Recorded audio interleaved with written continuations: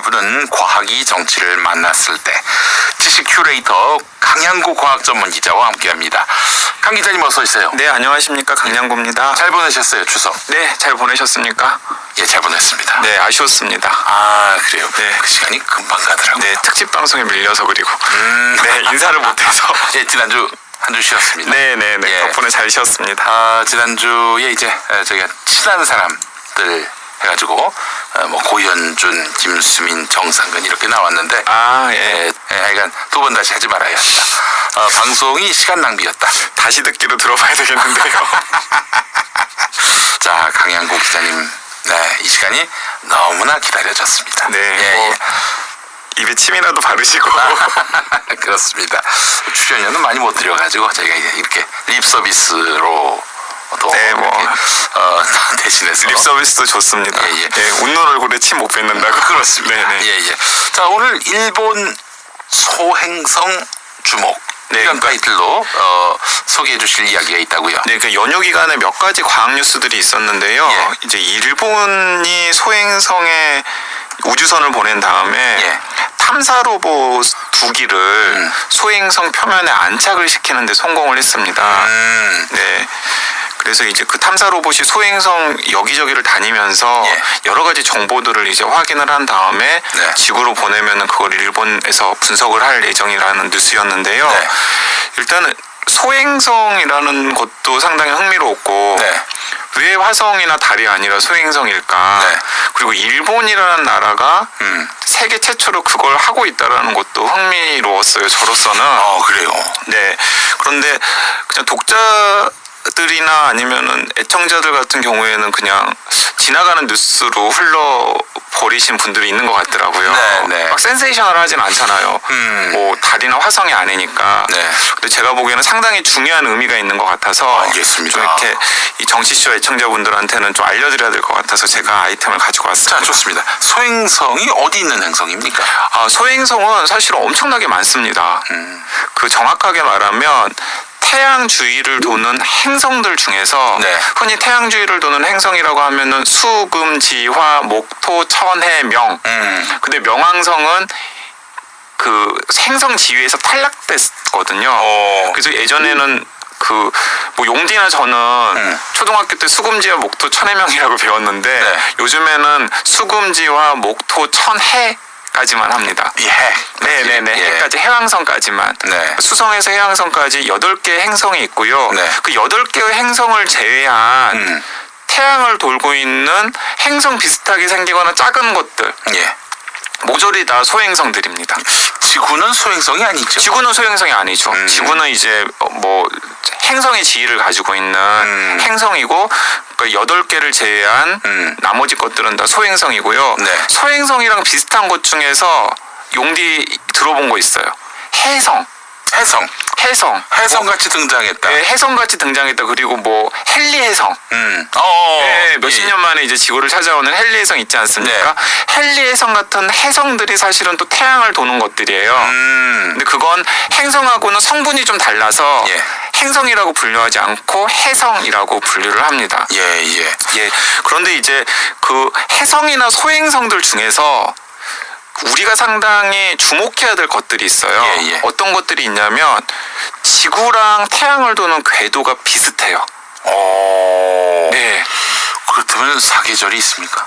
뭐 사계절이 있을 수도 있겠죠. 그 행성들, 그 소행성들 중에서도 그런 소행성이나 그러니까 태양 주위를 도는 소행성이나 해성들은 굉장히 많은데 그 굉장히 많은 소행성이나 해성들 중에서 지구와 궤도가 비슷한 것들이 10,000개 정도가 있다 그래요.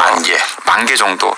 거기에 이제 특별하게 주의를 기울이는 겁니다. 왜 주의를 기울이는지에 대해서는 오늘 방송 때 제가 설명을 해드리겠습니다. 알겠습니다. 서선이 너무 깁니다. 죄송합니다.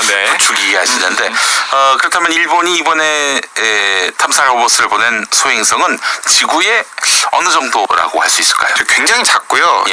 지구와 비교할 수 없을 정도로 작고요.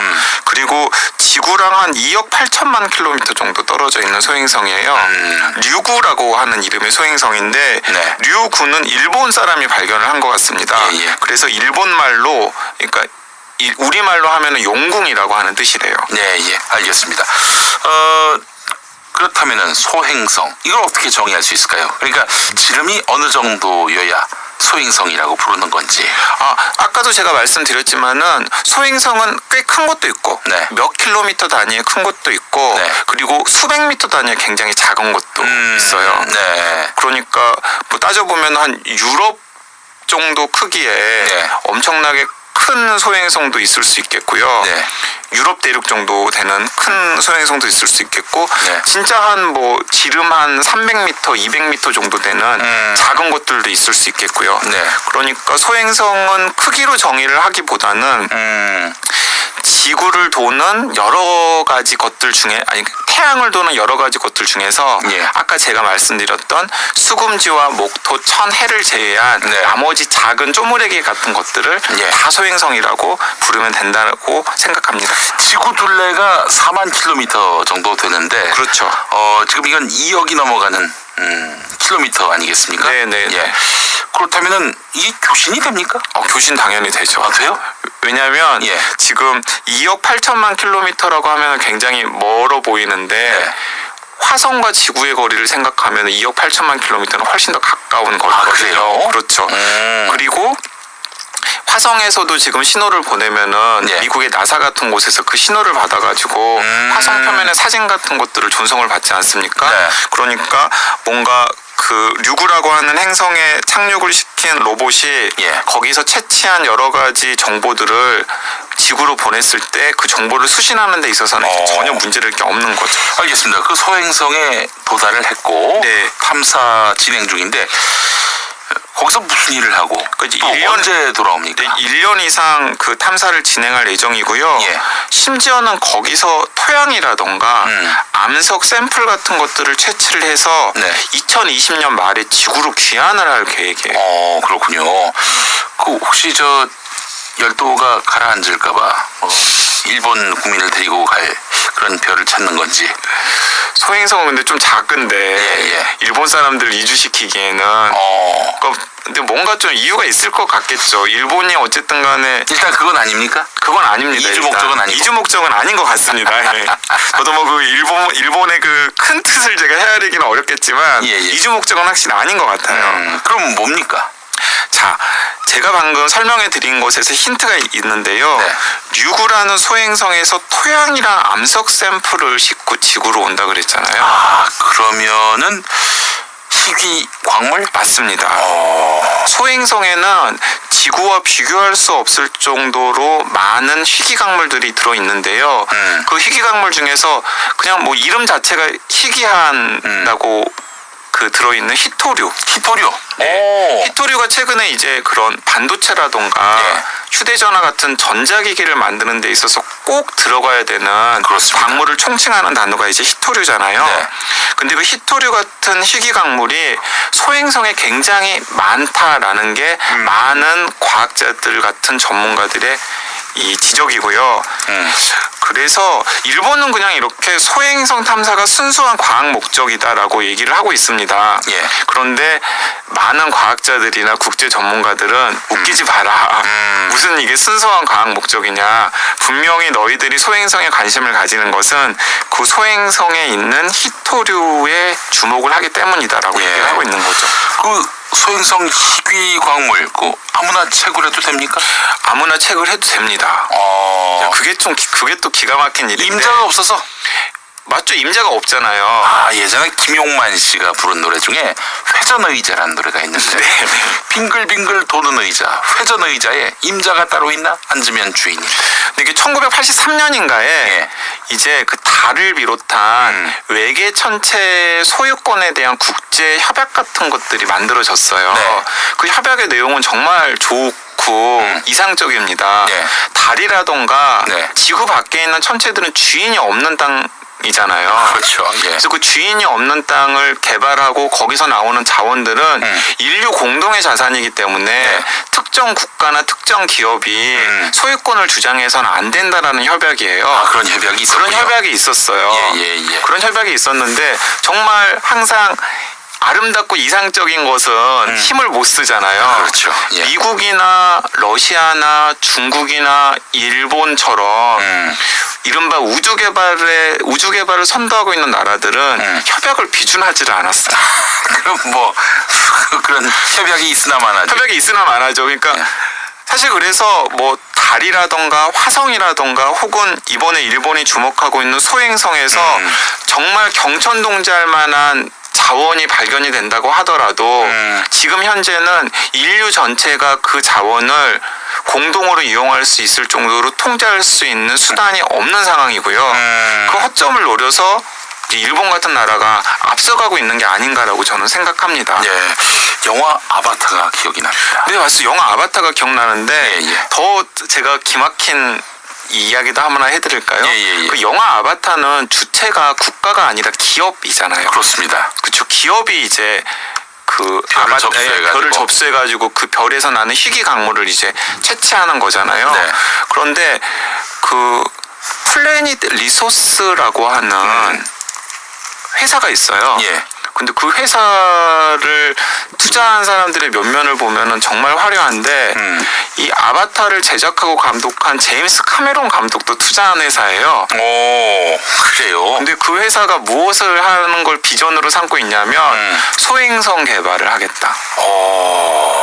네. 예. 그래서 지금은 이제 뭐 일본처럼 소행성을 직접 찾아갈 수 있는 단계는 아니고요. 이 적외선 망원경을 가지고 소행성들을 관찰을 합니다. 지구 주변에 있는. 예. 뭐 지구랑 가까운 소행성이나 해성이 한 10,000개 정도 있다고 그랬으니까 예. 그 10,000개들한테 다 적외선 망원경을 한 번씩 비춰보는 거죠.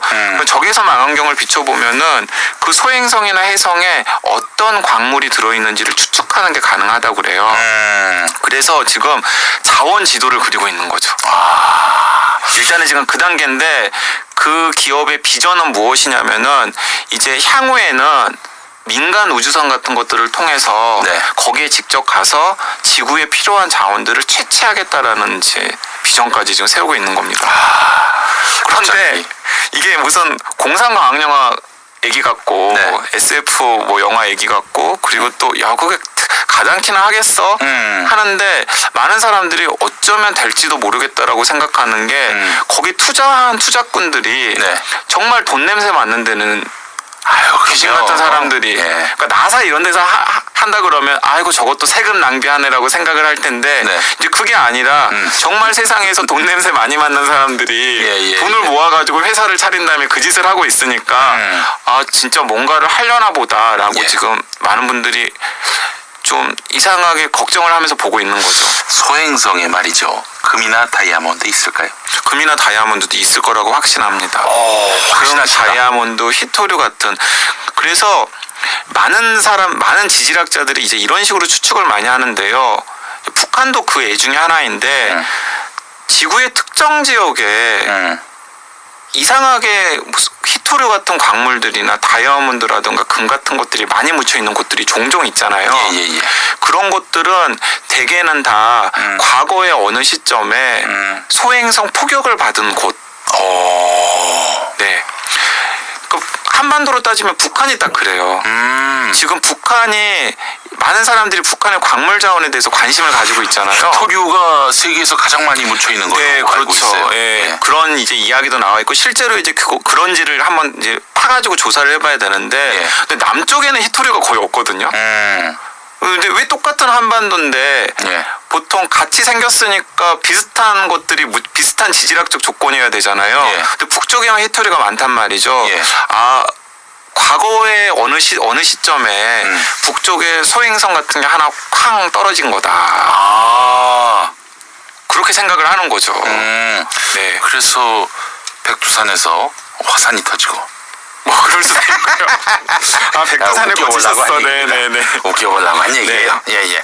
자, 이 이야기 하시기 전까지만 해도 행성이 지구와 충돌해서 우리 지구인들에게 위협이 되면 어떡할 것인가 이런 염려가 있었어요. 네, 맞습니다. 여전히 그 위협은 살아 있습니까? 여전히 살아있죠.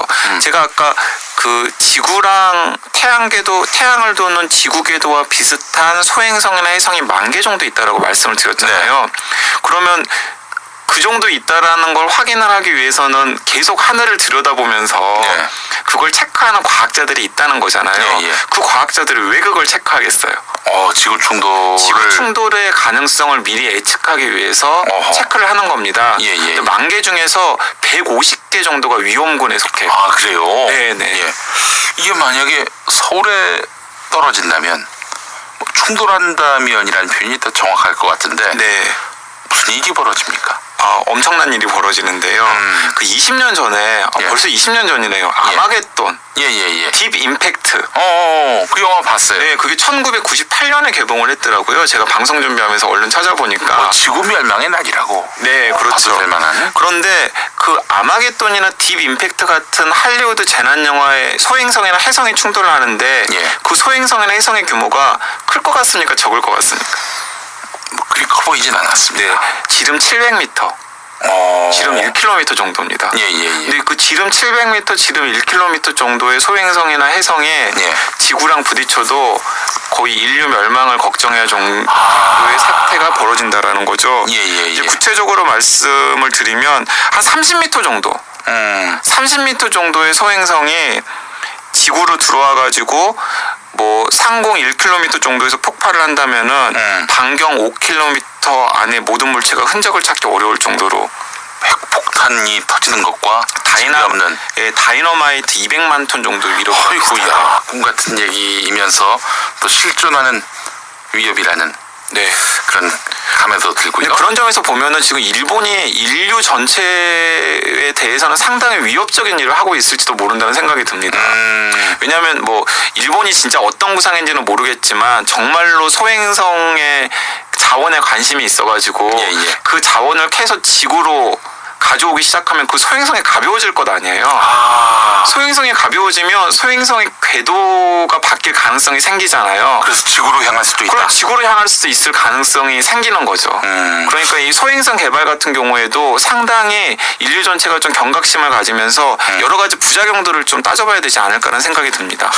우리도 소행성에서 자원을 채취할 길은 없는가? 이런 생각을 갖고 있는 분들도 있을 것 같아요. 네, 근데 우리나라는 소행성에서 자원을 채취하는 걸 생각하기 전에 네. 소행성 연구자들이라도 좀 했으면 좋겠습니다. 예. 제가 알기로는 5손가락도 안 되는 걸로 알고 있거든요. 그래요. 국내에서 소행성을 연구하고 있는 과학자들이.